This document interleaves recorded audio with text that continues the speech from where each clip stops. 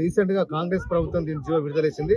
మా ప్రభుత్వ బీఆర్ఎస్ ప్రభుత్వం ఉన్నప్పుడు కేసీఆర్ ఉన్నప్పుడు జీవో కనుక విడుదల చేస్తే ఆ రోజు మేమే వ్యతిరేకించే వాళ్ళం. ఇక్కడ ఉన్న విద్యార్థులు వ్యతిరేకించేవారు. ఆ రోజు ఒక్కదారైనా ఒక్క వ్యతిరేకత ఆ రోజు వచ్చిందా? ప్రభుత్వం నిర్ణయం తీసుకునే కాబట్టి ఆ రోజు ఎవరు వ్యతిరేకించలేదు. ఇవాళ కాంగ్రెస్ ప్రభుత్వం నిర్ణయం తీసుకున్న కాబట్టి వాళ్ళు దీన్ని మేము వ్యతిరేకిస్తా ఉన్నాం. అధికార పార్టీ జీవో రిలీజ్ చేయడానికి ధర్నాలు ఆందోళనకారులు చేయలేదని చెప్పి విమర్శలు వస్తున్నాయి. మీరేమో రకరకాల పరిశోధనలు జరగాలని చెప్పేసి అప్పట్లో వ్యవసాయ రంగానికి యూనివర్సిటీ సేవలు అందించడానికి పరిశోధనలు జరగడం కోసం అని చెప్పేసి యూనివర్సిటీ భూములకు అని చెప్పేసి ల్యాండ్స్ కేటాయిస్తే ఇప్పుడున్న ప్రభుత్వం ఏం చేస్తుంది? మొన్న చూస్తున్నాం. ఇప్పుడున్న ప్రభుత్వాన్ని కాదు, ఏ ప్రభుత్వం చూసుకున్నా కూడా యూనివర్సిటీ భూములను అన్యక్రాంతం చేయడం తప్ప యూనివర్సిటీ భూములకు అదనపు భూములు కేటాయించడం లేదు. ఎందుకు కేటాయించట్లేరన్నా? మేమేమన్నా వేరే వాటికి వాడుకుంటున్నామా? లేదు. వ్యవసాయ రంగంలో పరిశోధనలు జరగాలంటే ఆటోమేటిక్ గా మనము సాయిల్లో పరిశోధనలు చేయాల్సిందే. మనకు భూములు కావాలి, అదనంగా మనకు భూములు కేటాయించాలి తప్ప ఉన్న భూములను లాక్కొని మీరు ఏం చేస్తారన్నా? ఒక లెక్క ప్రకారంగా చూసుకుంటే రోజు రోజుకి admission day by day admission పెరుగుతూ ఉంది. డే బై డే 10% అడ్మిషన్ పెరుగుతూ ఉంది. 10% అడ్మిషన్ పెరుగుతూ ఉంటే నెంబర్ ఆఫ్ స్టూడెంట్స్ ఇంటేక్ ఎక్కువైతుంది కానీ తగ్గట్లేదు కదా. అలాంటప్పుడు పరిశోధనలు చేయడానికి మీరు ల్యాండ్స్ ఎక్కువ కేటాయించాలి. కానీ ఉన్న ల్యాండ్స్ని తీసుకొని మీరేం చేస్తారన్నా?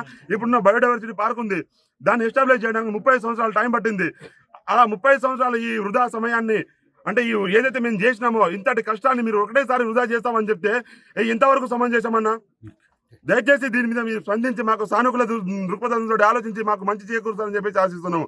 ఇంకొక ముఖ్య విషయం అన్నా, ఇది ఇక్కడ ఈ యూనివర్సిటీలో విద్యార్థులు చేస్తున్న పోరాటం కాదన్నా, ఇది యావత్ తెలంగాణ రైతాంగం పోరాటం. ఎందుకంటే ఈ యూనివర్సిటీ ఉన్నదే రైతాంగం కోసము, రైతుల కోసం, రైతులకు సేవలు అందించడం కోసము.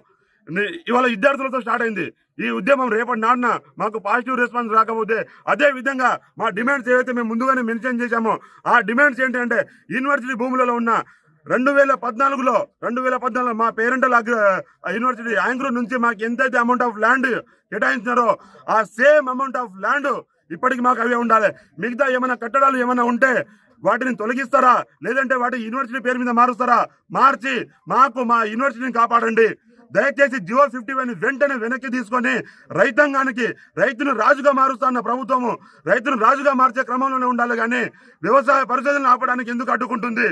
దయచేసి యూనివర్సిటీ పరిధిలో ఉన్న ప్రతి ఒక్క కట్టడం కానీ ఎన్ని కట్టడాలు కట్టినా కూడా వాటన్నిటిని తొలగించి యూనివర్సిటీ పేరు మీద మార్చండి, లేదంటే వాటిని తీసేయండి కంప్లీట్ గా. యూనివర్సిటీ పక్కన అయినా ఎవరైనా బడాబాబుల భూములు ఉన్నాయని ఈ అగ్రికల్చర్ యూనివర్సిటీ భూమిని మన జియో 55 పేరు మీద ప్రభుత్వాలు అమ్ముకుంటున్నాయి. పరిశ్రమలకు, పరిశోధనలకు పరికరాలు సమర్పించిన ప్రభుత్వమే ఇలా విశ్వవిద్యాలయాల భూములను అమ్ముకుంటుంటే విద్యార్థి లోకం ఎట్టుకోవాలి. రైతులందరూ మన విద్యార్థులకు సపోర్ట్ చేయాలి. సపోర్ట్ చేసి ఉద్యమాన్ని తెలంగాణ రాష్ట్రం అంతటా ముందుకు తీసుకెళ్లాలని కోరుకుంటున్నాము. జియో 55 వెంటనే బోయాగూడ గెస్ట్ హౌస్ కాడ మా బోర్డు మెంబర్లు అందరూ కలిసి సంతకాలు పెట్టడానికి పోతున్నారని విద్యార్థి సంఘాలందరికీ ఇన్ఫర్మేషన్ వచ్చింది. వేరే విద్యార్థి సంఘాలు అందరూ అక్కడికి వెళ్ళిపోయారు. మాకు ఆ విషయం తెలియదు. రాత్రి అవుతుందంట. అంటే ఇప్పుడు ఎవరు దొంగలు, ఎవరు దొరలు, ఎవరు నడిపిస్తారు దీన్ని? మరి రిజిస్ట్రార్ గారు బోర్డు మెంబర్ కాదు. బోర్డు మెంబర్లు ఎవరు? వీసీ గారు ఎవరు? మా భూములు ఇవ్వడానికి వాళ్ళు ఎవరు? ఎట్లా ఇస్తారు? మా పర్మిషన్ లేకుండా, అంటే మా మద్దతు లేకుండా మా భూములు అమ్ముకోవడానికి ఎవరు భూములు ఎవరు ఇస్తారు, ఎవరు తీసుకుంటారు? యూనివర్సిటీ ల్యాండ్స్ ఎట్లా తీసుకుంటారు అన్న? బయోడైవర్సిటీ కాదు, చెట్లని కాదు. మేము ఫార్మింగ్ కమ్యూనిటీకి, రైతులకు సేవలు అందిస్తున్నాం. ఎప్పటి నుంచో ఉన్న ఏకైక యూనివర్సిటీ తెలంగాణ మొత్తంలో. అంటే ఇప్పుడు మా యూనివర్సిటీ చుట్టూ అక్రమ కట్టడాలు కట్టి మా అస్తిత్వం తీసేసి ప్రైవేట్ యూనివర్సిటీలు ఎవరైతే తెచ్చిరో ఆ ప్రైవేట్ యూనివర్సిటీలకు పెద్దపీట వేసి మా చదువుని కూడా నీరు గార్చే ప్రయత్నం జరుగుతుంది. మాకు అస్తిత్వం, మా యూనివర్సిటీ అస్తిత్వం పోయే ప్రయత్నం జరుగుతుంది.